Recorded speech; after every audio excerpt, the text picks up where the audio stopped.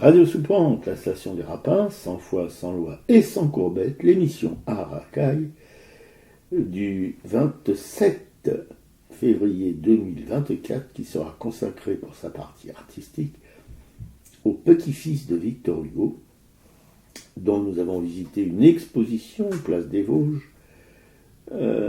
magnifique monument architectural, le plus beau de Paris à mon avis. Ouais, salut à tous, vous pouvez nous mettre un petit mail sur artracaille@orange.fr. Ami, entends-tu le vol noir des corbeaux sur nos plaines? Ami, entends-tu les cris sourds du pays qu'on enchaîne? Ohé, partisans, ouvriers et paysans, c'est l'alarme. Ce soir, l'ennemi connaîtra le prix du sang et des larmes. Montez de la mine, descendez des collines, camarades.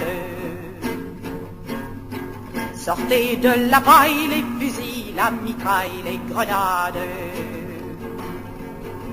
Ohé, les tueurs à la balle et au couteau, tuez vite. Ohé, saboteur, attention à ton fardeau, dynamite. C'est nous qui brisons les barreaux des prisons pour nos frères. La haine à nos trousses et la faim qui nous pousse la misère. Il y a des pays où les gens au creux des lits font des rêves. Ici, nous vois-tu, nous on marche, nous on tue, nous on crève. Ici, chacun sait ce qu'il veut, ce qu'il fait quand il passe. Ami, si tu tombes, un ami sort de l'ombre à ta place. Demain, du sang noir séchera au grand soleil sur les routes. Sifflez, compagnons, dans la nuit, la liberté nous écoute.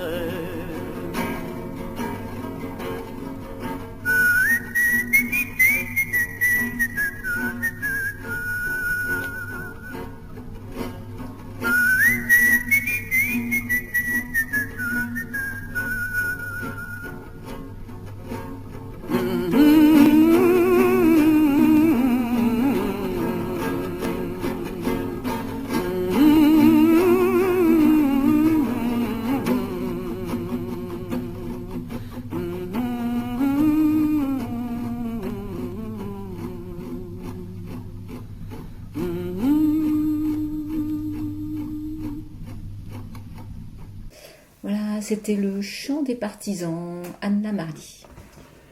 La mascarade d'une descente dans la crypte du Panthéon, une dégringolade dans l'enfer mémoriel où se vautrent les débris de gens que l'inconscience politique de ceux qui croient nous gouverner considère comme des exemples. Pour faire plus simple, un émigré politique, un communiste qui a combattu la dictature très en vogue en Europe à cette époque, qui était le responsable d'une bande de potes au pédigré aussi blindé que le sien. Des très jeunes gens, 23 qui tombèrent sous les balles allemandes. Cela fait 80 ans déjà que le temps passe vite. Une reconnaissance du fait d'un président français qui se mélange les crayons, une habitude, avec l'histoire d'un tel héros et de ses camarades de combat pour servir une politique foutraque qui penche fortement à tribord et prépare ainsi le retour de ceux qui ont permis, il y a 80 piges, le massacre de ces 23 pour la France au Mont Valérien. L'histoire grimace. À Gaza aussi l'histoire grimace, sanglante, pour des milliers d'enfants, de femmes, de vieillards, d'hommes, qui y crèvent des bombes, de faim, de froid, de manque de soins, d'abri et d'une immense chasse à l'homme, en réponse à un acte de résistance à une occupation coloniale sans foi ni loi. qui se perpétue depuis 1948, là aussi dans l'indifférence. Pas de panthéonisation pour les victimes du génocide en cours, pas de pitié, pas d'empathie pour les victimes d'une colonisation féroce qui ne se cache plus. Les démocraties occidentales se bouchent les oreilles, ferment les yeux et se taisent. Ah bon? On massacre à Gaza? Qu'ils s'interrogent. Première nouvelle. Ah, ce sont des Arabes. Et le commentaire s'arrête là. Le mutisme du monde et du panthéoniseur de compète du badinguet élyséen. Pas très payant électoralement les histoires de Bougnoul, sauf si on en fait des épouvantails pour terroriser le bourgeois. Pourtant, la France éternelle en compte 6 millions et quelques de ses représentants dans les cités ghettos de ce bio-pays de beaufs. Il n'y a rien à battre les élus. Par contre, rien contre les ratonnades qui se perpétuent. Il y a comme un intérêt à faire blanchir et décrépir les tifs. Pas demain que le locataire élyséen va rugir pour faire cesser les ratonnades de l'armée israélienne, la plus morale du monde. Comme de la flicaille française, pas plus flambarde pour sa moralité. Plus confortable de rendre hommage à un couple assassiné par l'indifférence d'un peuple à l'égard de ses tronches pas très chez nous, qu'on pouvait voir sur des affiches rouges qui cherchaient un effet de peur sur les passants. Qu'on devrait afficher sur un fond tricolore les binettes de ce gouvernement et de son président dans le métro, sur le cul des bus, et les panneaux de co pour voir. Pas terrible la vision de ces margoulins pour commencer une journée de turbin. Alors justement, en parlant du groupe Manoukian, on a pu regarder sur une petite radio là qui s'appelle Blast, qui fait de l'information alternative, le média de Denis Robert, comment un des derniers probablement survivants du FTP MOI, Léon Landini, écrit régulièrement aux élus, au gouvernement, et pour insister sur le fait qu'il y a beaucoup de gens qui étaient communistes, qui ne sont jamais marqués comme communistes quand on leur rend hommage, et qui témoignent justement de toute cette période de résistance. Il avait 18 ans quand il a commencé à intégrer justement ces mouvements de résistance d'origine italienne. Et ben il faisait partie justement des FTPMO, main-d'œuvre immigrée. Et il faut le voir comment il s'acharne et quelle énergie il a. Il a aujourd'hui 98 ans et au départ Macron ne l'avait pas du tout invité à cette cérémonie. Il n'a pas du tout été mis au courant de ce qui allait se passer. Il a une fille qui est historienne et qui a hérité de la veine du sang rouge de la famille et de l'esprit vindicatif. Et ils vont réussir à intégrer cette cérémonie malgré tout au dernier moment.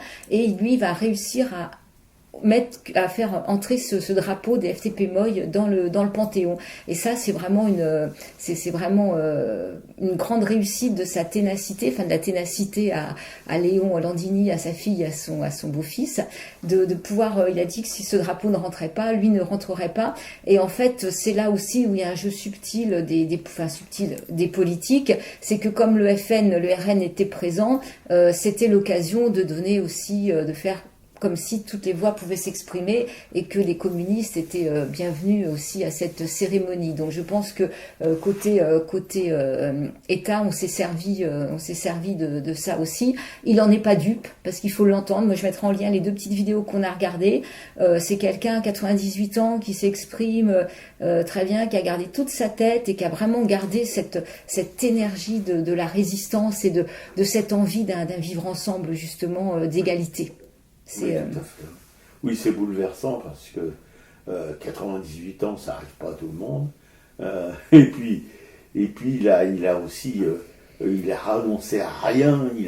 Il est toujours dans la même ligne que le jour de ses 18 ans où il est entré dans la résistance active. Il a d'ailleurs été pris et torturé d'une manière ignoble. Enfin, la torture, c'est jamais gentil, mais il a quand même dégusté sérieusement. Il décrit d'ailleurs, vous le verrez, ou vous l'entendrez en tout cas sur ces petites vidéos, c'est pas gentil, voilà.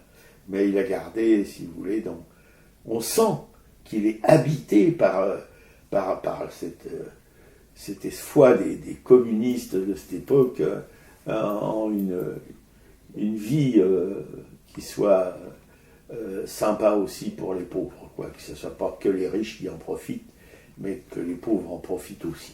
Ouais, d'ailleurs, il disait que les groupes, différents groupes FT-Fémoy qui existaient en France portaient des noms hérités de la Révolution française. Et, oui, c'est ça qui est assez ah oui, voilà. Et justement, quand il parlait de Manoukian, c'était pas réduit à un Arménien, c'était un communiste. Et ça, il insiste là-dessus parce qu'effectivement, c'était le combat de toute sa vie, quoi. Oui, parce que si on écoute les blablateurs officiels, c'est toujours. Alors, le groupe Manoukian, c'est des Arméniens, alors qu'il y avait plusieurs pays européens qui étaient représentés dans ce groupe. Les Espagnols, Italiens, Français même, etc., Allemands, peut-être aussi. Voilà, mais non, on simplifie tout, c'est des Arméniens. Alors il y avait un Arménien, c'était Manoukian, qui était, pour cette époque, le leader du groupe, mais il ne l'a été que 3 mois. Voilà, c'est pas non plus... donc ça n'enlève rien à ce qu'il a fait, mais il n'était pas, si vous voulez, un chef historique des Moy. Ça a été un passage par ce groupe de résistants, mais pas une situation permanente.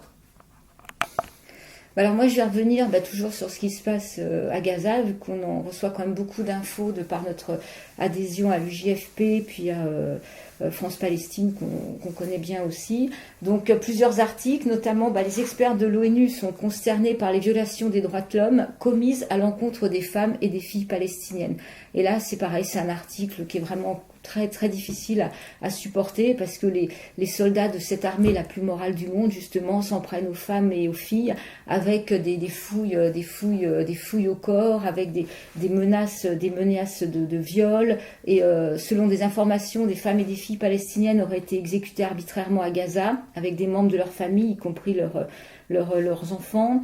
Il y a même une des femmes, apparemment c'est un cas qui a été rapporté, une femme qu'on a mis toute nue dans une cage devant tout le monde, quoi.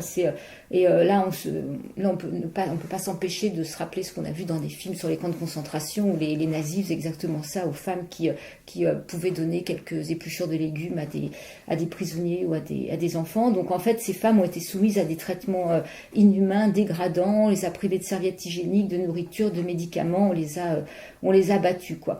Donc voilà, c'est important de souligner qu'effectivement cette armée la plus morale du monde n'a aucune limite. Donc les experts de l'ONU ont demandé une enquête indépendante, impartiale et rapide, approfondie, voir ce qui se passera, mais il faudrait qu'Israël accepte de coopérer sur ces enquêtes, et on sait bien qu'à chaque fois il y a des refus.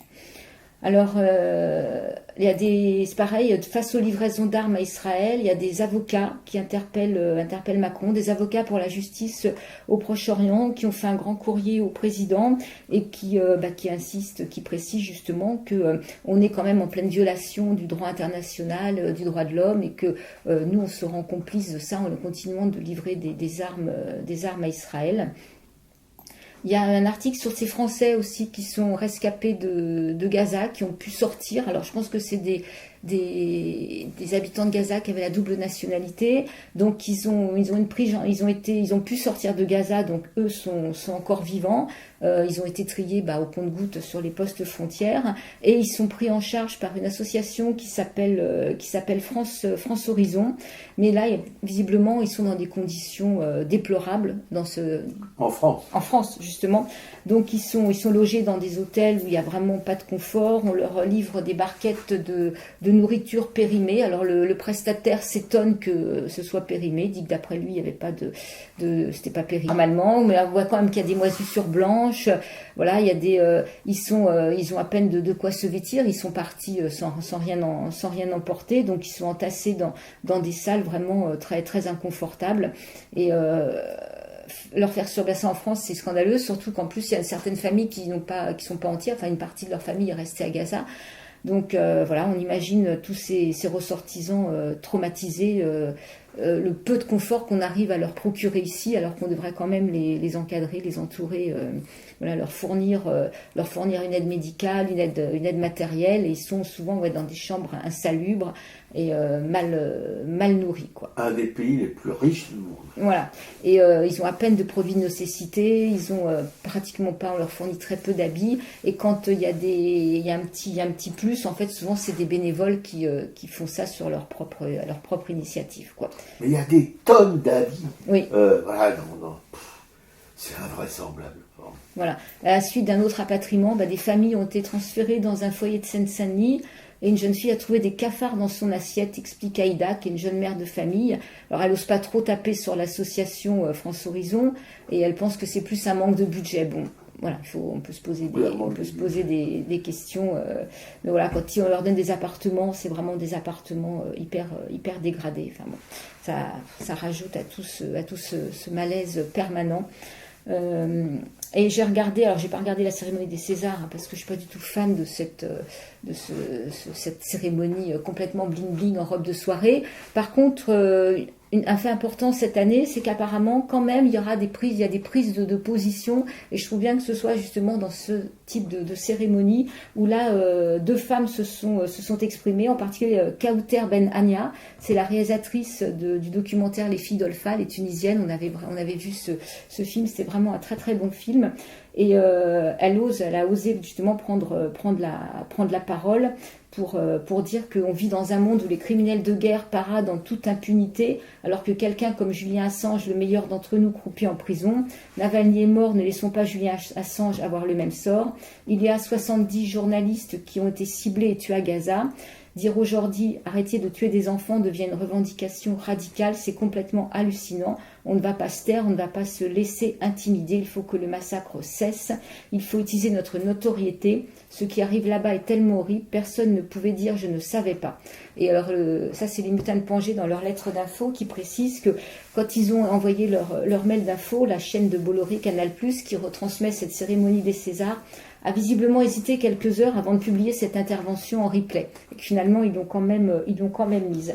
Il y a la jeune cinéaste Gala Hernandez-Lopez, elle qui a reçu le César du meilleur court-métrage pour la mécanique des fluides, et c'est pareil, qui a parlé des valeurs qui lui ont fait désirer ce pays qu'est la France, en disant « J'ai l'impression qu'elles sont aujourd'hui attaquées, que ces valeurs ne soient pas réduites à une rhétorique vide et qu'elles permettent à la France de s'engager concrètement dans des situations telles que celles vécues par le peuple palestinien aujourd'hui. » Et cette intervention n'a pas été reprise à ce moment-là sur le replay de Bolloré. Et il y a Ariel Walter aussi qui a reçu le César du meilleur acteur, qui a ajouté « Je me joins moi aussi à un appel à un cessez-le-feu à Gaza parce que la vie le demande. » C'est un Israélien. Oui, d'ailleurs, il dit quelque chose en hébreu à la fin. Ouais. Donc c'est quand même, voilà, moi j'étais quand même contente de voir que ce monde du cinéma aussi bouge dans tous les sens, et politiquement, et c'est ce qu'on voulait, quoi. On veut pas simplement. Et comme par hasard, c'est une majorité de femmes qui s'expriment pour un homme. Voilà, c'est vrai. Non, c'est vrai. Et aussi, alors une autre info aussi que j'ai regardée, c'est sur ces Reporters sans frontières qui avaient saisi le Conseil d'État contre les chaînes de Bolloré, toujours le même, CNews, et puis contre surtout Cyril Hanouna et Pascal Praud, justement pour un manque d'information et de pluralisme sur ces chaînes-là. Et le Conseil d'État a donné raison au président de cette ONG, à Christophe Deloire, en demandant à l'ARCOM, qui est l'ancien CSA, qui est l'instance qui un peu régule un peu tout voilà, qui régule tous les médias, en demandant à l'ARCOM de vérifier quand même qu'il y ait bien ce pluralisme sur ces chaînes-là. Parce que quand les journalistes à cette petite chaîne d'information alternative ont remarqué qu'on avait quand même pratiquement 70%, 80% de gens de droite ou d'extrême droite qui intervenaient dans ces émissions. Surtout l'extrême droite. Voilà, très peu de gens à gauche, et que le peu de fois que des gens à gauche venaient, ils avaient même pas on laissait pas parler, ils étaient 4 à lui sauter dessus. Enfin, c'était Voilà, donc c'est quand même important. Bon, je ne sais pas si ça aura des effets. Et en fait, ils sont assez subtils, c'est-à-dire que Hanouna et Pascal Praud, dans leurs émissions, en fait, ne font pas venir d'hommes politiques pour lesquels le temps d'intervention est décompté comme temps politique, mais ils font venir des chroniqueurs. Et en fait, des chroniqueurs qui ont bien sûr justement qui sont de droite, d'extrême droite, mais comme on peut pas les décompter comme paroles de droite ou d'extrême droite, quoi. Ce sont toujours les mêmes, les filous, les bandits, les escrocs qui ont le dernier mot sur les médias français. Ouais. Alors, puis il fallait les voir justement quand ils ont été épinglés par le Conseil d'État, justement. Alors là, Hanouna, Praud et toute leur clique, là, la liberté d'expression n'existe plus en France, on nous interdit de parler, ça va pas, enfin vraiment... Si seulement on leur interdisait, ça soulagerait beaucoup de monde. Parce qu'à dire trop de conneries comme ils le font, des conneries qui sont même des conneries, on pourrait dire meurtrières, ils font l'apologie de l'assassinat politique, etc. C'est vraiment des gros nulos. Ouais. Et si j'ai oublié, pour revenir vite fait sur Gaza et la culture de la palestinienne, samedi après-midi, place de la République, de 14 à 16 heures, il y aura le théâtre, les Amis du théâtre de Jenin qui sera là, parce que on peut rappeler que le Freedom Theatre à Jenin, donc en Cisjordanie, a régulièrement été détruit ces derniers temps par l'armée israélienne, que le directeur du théâtre est en prison, et il y aura donc 2 heures, je ne sais pas, d'intervention, d'information, place de la République à Paris ce samedi. Donc je pense que c'est important aussi de s'y rendre. On avait reçu Sonia Feynman, qui est présidente de cette association, les Amis du Théâtre de la Liberté, et donc on garde un contact avec eux, et ils font vraiment un gros boulot, parce qu'ils travaillent avec les enfants qui avaient subi des traumatismes, enfin mais là aujourd'hui, voilà, l'armée a détruit tous les l'armée la plus morale du monde. Tous les matins, combien de morts faut-il ajouter au décompte? Combien de cadavres encore faut-il ajouter à la honte? Gaza bombardé, massacré, enfants ciblés, mères en pleurs, deux mots viennent à mes pensées, la lâcheté et le déshonneur.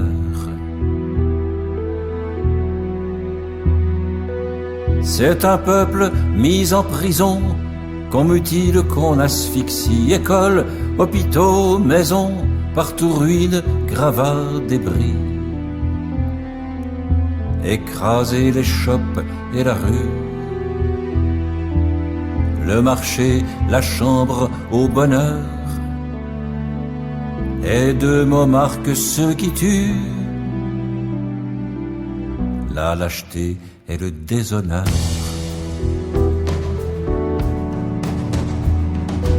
Soldats planqués dans ton blindé, puissants comme 20 forteresses, dont un seul obus va briser, sans risque pour toi, 20 jeunesses. Et toi pilote, routinier, avec tes missiles de l'horreur, ou personnifiés à jamais, la lâcheté et le déshonneur.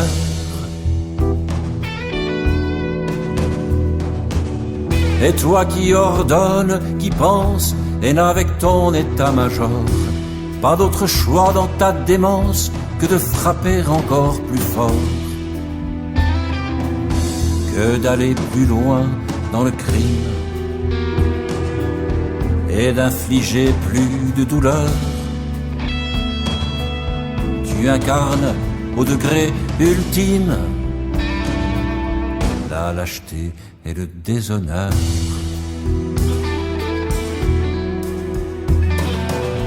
Non, la lutte n'est pas égale entre 1000 avions, 1000 chars, 100 000 bombes infernales et un peuple enfermé à gare. Taisez-vous, gens de propagande, larbins sans conscience ni cœur. Vos mots sont fientes qui défendent la lâcheté et le déshonneur.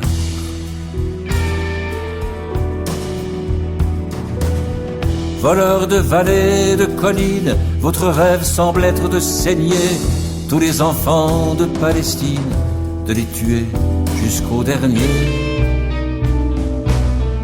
Jusqu'où donc ira votre haine? Vous vous prenez pour des seigneurs, mais derrière vous, comme une traîne, la lâcheté et le déshonneur.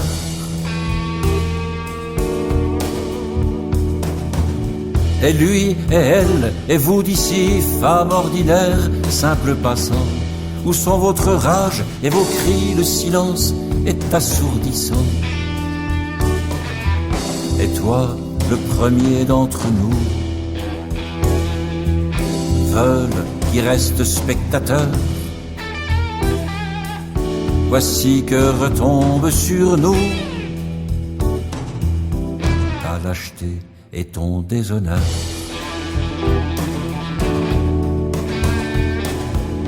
Combien de temps faudra-t-il pour que soient jugés les assassins?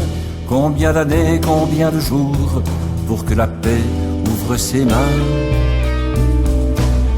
Combien de jours, combien d'années pour que vienne la fin des pleurs? Combien de temps pour oublier la lâcheté et le déshonneur?